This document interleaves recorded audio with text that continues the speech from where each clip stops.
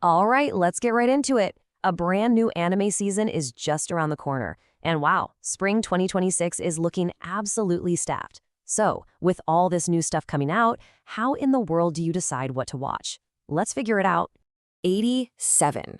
And no, that is not a typo. That is the insane number of new and returning anime set to drop this spring. It's a tidal wave of content, which is, awesome for us fans. But it also brings up a pretty huge question. Yeah, exactly. With this many options, how do you filter through all the noise to find the real must-watch shows? Trying to build that perfect watch list can feel like a total nightmare. But don't you worry. That's where we come in. We're going to cut right through the clutter. We're going to follow the hype, digging into what fans are saying in polls, and looking at the data from Japan and all around the globe to see which shows are really building the most buzz. First up, let's take a look at the home turf, Japan. Now, you'd think there would be a clear winner, right? A single show everyone's waiting for. But what the data's actually showing us is, well, it's a fascinating split right at the very top. And okay, this is where things get really interesting. We've got a major divide. On one hand, a huge poll from Anime Times crowns the fantasy giant That Time I Got Reincarnated as a Slime for its 4th season. But then, this other top poll has a brand new high school romance, I Became Friends with the Second Cutest Girl in My Class, coming seemingly out of nowhere to grab that #1 spot. So you've got this clash of the titans, right? A heavyweight champ versus a total surprise contender. This little disagreement in the Japanese data is the perfect jumping off point. So what happens when we zoom out and see what the rest of the world thinks? Okay, let's pull the camera back. How did Japan's favorites stack up against what everyone else is excited for? We're going to pit Japan's top picks against what the rest of the world is hyped for using data from My Anime List, that massive hub for global fans. Whoa, okay, and right away, you can see some pretty big differences. Now, there is some crossover, for sure. You see Dr. Stone and Isekai no Noka are popular everywhere. But check this out. The global #1? A totally different show, the 2nd season of Wistoria's Wand and Sword. And meanwhile, Japan's top pick, Slime, doesn't even crack the global top 5. But even with all these differences in what's sitting at #1, if you just kind of scan these lists, one thing becomes undeniably crystal clear. There's a massive force at play this season. And that force? It's sequels. I mean, just look at those charts again. They are completely dominated by returning shows. These big, established series with fan bases that have been growing for years are just commanding the conversation. And honestly, it makes a lot of sense. So to really get a grip on why sequels are king, let's zero in on Japan's top contender, the 4th season of Slime. What is it about this particular show that keeps millions of fans coming back season after season?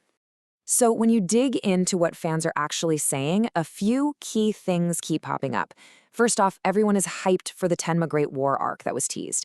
People also just love the deep world building, the absolutely massive cast of characters who are all super charming, and the fact that it's a story that pretty much anyone can jump into and enjoy. And get this, it's not just one type of fan.